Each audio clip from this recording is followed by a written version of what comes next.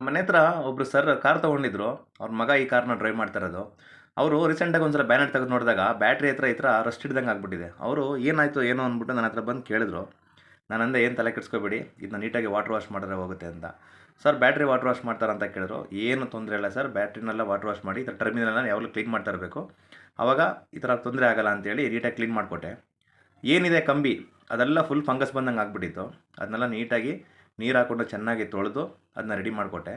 ಮತ್ತು ಯಾವಾಗಲೂ ನೀವು ಅಷ್ಟೇ ವೆಹಿಕಲ್ನ ಡ್ರೈವ್ ಮಾಡಿ ತುಂಬ ದಿನಗಳ ಕಾಲ ನಿಲ್ಲಿಸಿರೋವಂಥದ್ದು ಆ ಥರ ಎಲ್ಲ ಇರುವಾಗ ಒಂದು ಸಲ ಅಬ್ಸರ್ವ್ ಮಾಡಿ ನೋಡಿ. ಈ ಥರ ಫಂಗಸ್ ಹಿಡಿತಾಯಿತ್ತು ಅಂತಂದರೆ ನೀರನ್ನ ಹಾಕಿ ಚೆನ್ನಾಗಿ ತೊಳಿರಿ. ಅದೊಂದು ಹಳೆ ಟೂತ್ ಬ್ರಷ್ ಇತ್ತು ಅಂದರೆ ಅದನ್ನು ತೊಗೊಂಡು ಚೆನ್ನಾಗಿ ಉಜ್ಜಿ ತೊಳಿರಿ. ಆವಾಗ ನಿಮಗೆ ಅದು ಕ್ಲೀನ್ ಆಗುತ್ತೆ.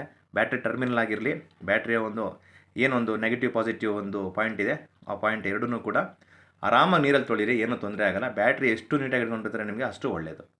ಅದಾದ ನಂತರ ಈ ಒಂದು ಸೀಸನಲ್ಲಿ ನಿಮ್ಗೆ ಯಾವಾಗ ಜಾಸ್ತಿ ಫಂಗಸ್ ಆಗೋಕ್ಕೆ ಸ್ಟಾರ್ಟ್ ಆಗುತ್ತೆ ಆ ಟೈಮಲ್ಲಿ ವ್ಯಾಸ್ಲಿನ್ ಏನಿದೆ, ಪೆಟ್ರೋಲಿಯಂ ಜೆಲ್ಲಿ ಏನಿದೆ ಅದನ್ನು ಆರಾಮಾಗಿ ಅಪ್ಲೈ ಮಾಡಿ, ಏನೂ ತೊಂದರೆ ಆಗೋಲ್ಲ.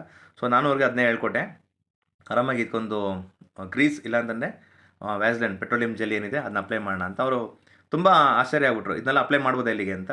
ಸರ್ ನಾನು ತೋರಿಸ್ಕೊಡ್ತೀನಿ ಅಂತ ಹೇಳ್ಬಿಟ್ಟು ಆರಾಮಾಗಿ ಅದನ್ನ ಬ್ಯಾಟ್ರಿ ತೆಗೆದು ಕ್ಲೀನೆಲ್ಲ ಮಾಡಿ, ಆ ಬ್ಯಾಟ್ರಿ ಬಾಕ್ಸೆಲ್ಲ ಅಲ್ಲಿ ತುಕ್ಕಿಡ್ದಂಗೆ ಆಗ್ತಾಯಿತ್ತು.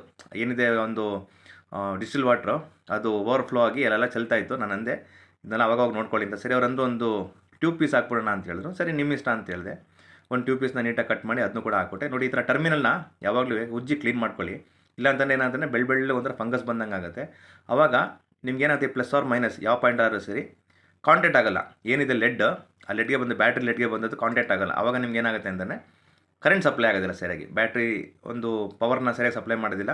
ಸ್ಟಾರ್ಟ್ ಆಗಲು ಕೂಡ ನಿಮಗೆ ತೊಂದರೆ ಆಗುತ್ತೆ. ಸೊ ಇದರೆಲ್ಲ ಬ್ಯಾಟ್ರಿನ ನೀಟಾಗಿ ಇಟ್ಕೊಳ್ಳೋದ್ರಿಂದ ನಿಮಗೆ ಬ್ಯಾಟ್ರಿ ಲೈಫ್ ಚೆನ್ನಾಗಿರ್ತದೆ. ಡಿಸಿಲ್ ವಾಟರ್ ಚೆಕ್ ಮಾಡೋದಾಗಲಿ, ಈ ಥರ ತೊಳೆದು ನೀಟಾಗಿ ಇಟ್ಕೊಳ್ಳೋದು, ಗ್ರೀಸ್ ಮಾಡೋದು, ಇಲ್ಲ ಅಂತಂದರೆ ಅದಕ್ಕೊಂದು ವ್ಯಾಸ್ಲಿನ್ ಹಚ್ಚೋವಂಥದ್ದು, ಟರ್ಮಿನಲ್ಗೆಲ್ಲ ವ್ಯಾಸ್ಲಿನ್ ಹಚ್ಚೋವಂಥದ್ದು, ಆ ಲೆಡ್ ಏನಿದೆ ಅದಕ್ಕೆಲ್ಲ ನೀವೊಂದು ನೀಟಾಗಿ ಅಪ್ಲೈ ಮಾಡಿದ್ರೆ ಬ್ಯಾಟ್ರಿ ಲೈಫ್ ಚೆನ್ನಾಗಿರ್ತದೆ.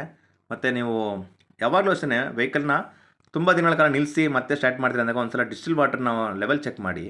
ಓಕೆ, ಅದಾದ ನಂತರ ಈ ಥರ ಫಂಗಸ್ ಹಿಡಿದಿದೆಯಾ, ತುಂಬ ದಿನಗಳ ಕಾಲ ನಿಲ್ಲಿಸಿದ್ವಿ ಗಾಡಿನ, ಈ ಥರ ವೈಟಿಗೆ ಒಂಥರ ವೈಟೀಶ್ ಆಗಿರ್ತದೆ, ಆ ಥರ ಎಲ್ಲ ಆಗಿದೆ ನೋಡಿಕೊಂಡು ನೀಟಾಗಿ ನೀರಲ್ಲೇ ತೊಳಿರಿ. ಏನು ಅದಕ್ಕೇನು ಬೇರೆ ಏನು ಎಕ್ವಿಪ್ಮೆಂಟ್ ಹಾಕಬೇಕು, ಬೇರೆ ಏನು ಲಿಕ್ವಿಡ್ ಹಾಕಬೇಕು ಅಂತೇನಿಲ್ಲ. ಆರಾಮಾಗಿ ನೀರಲ್ಲೇ ಒಂದು ಬ್ರಷ್ ತೊಗೊಂಡು, ಟೂತ್ ಬ್ರಷ್ ತೊಗೊಂಡು ನೀಟಾಗಿ ಉಜ್ಜಿ ತೊಳಿರಿ. ಈ ವಿಡಿಯೋದಲ್ಲಿ ನಾನು ಆದಷ್ಟು ಮಾಡಿ ತೋರಿಸಿದ್ದೀನಿ ಯಾವ ಥರ ಅದನ್ನ ಒಂದು ಕ್ಲೀನ್ ಮಾಡೋದು ಅಂತೇಳಿ. ಅದಾದ ನಂತರ ಪ್ಲಸ್ ಮೈನಸ್ ಏನಿದೆ ಅದನ್ನ ಕರೆಕ್ಟಾಗಿ ಯಾವಾಗಲೂ ಕೊಡೋದಕ್ಕೆ ತಿಳ್ಕೊಳ್ಳಿ, ಮರಿಬೇಡಿ. ವೆಹಿಕಲ್ನ ಬ್ಯಾಟ್ರಿ ಏನು ಅಸೆಂಬ್ಲಿ ಇದೆ ಅಲ್ಲಿ ಕೆಳಗಡೆ ಒಂದು ಪ್ಲೇಟ್ ಕೊಟ್ಟಿರ್ತಾರೆ ನೋಡಿ, ಅದೆಲ್ಲ ಕಂಪ್ಲೀಟು ತಿನ್ಕೊಳ್ಳೋಕೆ ಸ್ಟಾರ್ಟ್ ಆಗ್ತಾಯಿತ್ತು ಇಲ್ಲಿ. ಅಂದರೆ ಫಂಗಸ್ ಬಂದು ರಸ್ಟೆಡ್ ಹೆಂಗೆ ಆಗ್ತಾಯಿತ್ತು. ನಾನು ಅದನ್ನೆಲ್ಲ ಫುಲ್ ಕಂಪ್ಲೀಟ್ ಕ್ಲೀನ್ ಮಾಡಿಕೊಟ್ಟೆ. ನಿಮ್ಮ ವೆಹಿಕಲ್ನಲ್ಲಿ ಕೂಡ ಒಂದು ಸಲ ಆದಷ್ಟು ಚೆಕ್ ಮಾಡ್ಕೊಳ್ಳೋದು ತುಂಬ ಒಳ್ಳೆಯದು. ಆ ಥರ ಏನಾರು ಇತ್ತು ಅಂತಂದರೆ ಇವ್ರು ಅಂದರು ಟ್ಯೂಬ್ ಪೀಸ್ ಹಾಕ್ಬಿಡೋಣ ಒಂದು ಅಂತಂದರು. ಸರಿ, ಓಕೆ, ತೊಂದರೆ ಏನಿಲ್ಲ ಅಂತೇಳಿ ಒಂದು ಟ್ಯೂಬ್ ಪೀಸ್ ತೊಗೊಬಂದಿರೋ. ಅದನ್ನು ಕಟ್ ಮಾಡಿದೆ. ಫಸ್ಟ್ ಏನಾಯಿತು ಅಂತಂದರೆ ಅದನ್ನ ಅಲೈನ್ಮೆಂಟ್ ಸರಿ ಬರಲಿಲ್ಲ. ಅದು ಸ್ವಲ್ಪ ದಪ್ಪ ಆಗ್ಬಿಡ್ತು ಮತ್ತು ಬ್ಯಾಟ್ರಿ ಸರಿಯಾಗಿ ಕೂರ್ತಾ ಇರಲಿಲ್ಲ. ನಾವು ಸಖತ್ ಟ್ರೈ ಮಾಡಿದ್ವಿ, ಅದು ಸರಿಯಾಗಿ ಕೂರಲಿಲ್ಲ.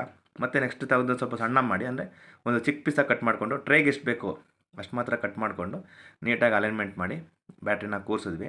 ಅದೇ ರೀತಿ ಹಾಕ್ದಾಗ ಏನಾಗುತ್ತೆ ಅಂತಂದರೆ ಈ ಬ್ಲಡ್ ಏನಿದೆ, ಇದು ಆ್ಯಸಿಡ್ ಏನಿದೆ ಅದು ಓವರ್ಫ್ಲೋ ಆದ್ರೂ ಕೂಡ ಟ್ಯೂಬ್ಗೆ ಆಗುತ್ತೆ ಹೊರತು ಇದಕ್ಕೆ ಪ್ಲೇಟ್ಗೆ ಅದು ತೊಂದರೆ ಕೊಡೋದಿಲ್ಲ ಅದು. ಸೊ ಆ ಥರ ಒಂದು ಹಾಕೋದ್ರಿಂದ ಏನೂ ತೊಂದರೆ ಏನಿಲ್ಲ, ಯೂಸ್ ಮಾಡ್ಬೋದು. ಸೊ ಕಂಪ್ಲೀಟಾಗಿ ಇವಾಗ ಕುತ್ಕೊಂತು ನೆಟ್ಟು ಬೊಟ್ಟೆಲ್ಲ ಹಾಕಿ ನೀಟಾಗಿ ಟೈಟ್ ಮಾಡಿದ್ವಿ. ಅದಾದ ನಂತರ ವ್ಯಾಸ್ಲಿನ್ ಏನಿದೆ ಪೆಟ್ರೋಲಿಯಂ ಜೆಲ್ಲಿ ಅದನ್ನು ಕರೆಕ್ಟಾಗಿ ಆದಷ್ಟು ಚೆನ್ನಾಗಿ ಯಥೇಚ್ಛವಾಗಿ ಅದನ್ನ ಅಪ್ಲೈ ಮಾಡೋದ್ರಿಂದ ಇನ್ನೂ ಒಳ್ಳೆಯದು. ಆರಾಮಾಗಿ ಟರ್ಮಿನಲ್ಗೆ ಹಾಕಿ ಮತ್ತು ಲೆಡ್ಗೆ ಹಾಕಿ ಯಾವುದೇ ರೀತಿ ತೊಂದರೆ ಇರಲ್ಲ. ನಿಮ್ಗೆ ಯಾವುದೇ ರೀತಿ ಫಂಗಸ್ ಹಿಡಿದಿಲ್ಲ, ರಸ್ಟ್ ಹಿಡಿದಂಗೆ ಆಗೋದಿಲ್ಲ, ಏನೂ ಆಗೋದಿಲ್ಲ.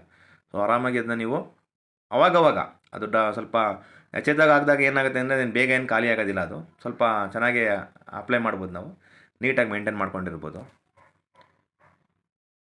ಸೊ ನೋಡಿ, ಈ ಥರ ಟರ್ಮಿನಲ್ಗೆ ಎಲ್ಲ ಕಡೆಗೂ ಹಾಕ್ಬೋದು. ಅದನ್ನ ಫಿಟ್ ಮಾಡಿದ ನಂತರ ಮೇಲ್ಗಡೆ ಫುಲ್ಲು ಅದನ್ನ ಒಂದು ಅಪ್ಲೈ ಮಾಡಿ ಆರಾಮಾಗಿ ಅದನ್ನ ತುಂಬಿಸಿ ಇಟ್ಬೋದು.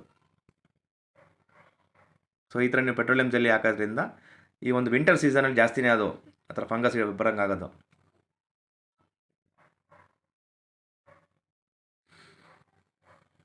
ಓಕೆ, ಸೊ ಕಂಪ್ಲೀಟಾಗೆಲ್ಲ ಅಪ್ಲೈ ಮಾಡಾಯಿತು. ಇನ್ನು ಬ್ಯಾಟ್ರಿ ಪ್ಲಸ್ಸು ಮತ್ತು ಮೈನಸ್ ಎರಡನ್ನೂ ಕರೆಕ್ಟಾಗಿ ಕೊಟ್ಬಿಟ್ಟು ಕರೆಕ್ಟಾಗಿ ಟೈಟ್ ಮಾಡಬೇಕು. ಅದನ್ನ ಅದು ಲೂಸ್ ಇರಬಾರ್ದು. ಲೂಸ್ ಇದ್ದಾಗ ಏನಾಗುತ್ತೆ ಅಂದರೆ ವೆಹಿಕಲ್ ಜರ್ನಿ ಮಾಡೋ ಟೈಮಲ್ಲಿ, ಜಂಪ್ ಆಗೋ ಟೈಮಲ್ಲಿ ಏನಾಗುತ್ತೆ ಅಂದರೆ ಕಾಂಟ್ಯಾಕ್ಟ್ ಕಳ್ಕೊಂಬಿಡ್ತದೆ ಅದು. ಸೊ ಹಾಗಾಗಿ ಪ್ಲಸ್ಸು ಮೈನಸ್ ಎರಡೂ ಕೂಡ ನೆಟ್ಟು ಕರೆಕ್ಟಾಗಿ ಟೈಟ್ ಮಾಡಬೇಕು. ಅದು ಶೇಕ್ ಆಗಬಾರ್ದು, ಆ ರೀತಿ ಟೈಟ್ ಮಾಡಿ ಇಟ್ಕೋಬೇಕು. ಫಸ್ಟು ಸ್ಟಾರ್ಟಿಂಗಲ್ಲಿ ಇದ್ದಿದ್ದು ಬ್ಯಾಟ್ರಿ ಕಂಡೀಷನ್ಗೂ ಇವಾಗಿರೋಂಥ ಬ್ಯಾಟ್ರಿ ಕಂಡೀಷನ್ಗೂ ನೋಡಿ ಯಾವ ರೀತಿ ವ್ಯತ್ಯಾಸ ಇದೆ ಅಂತ.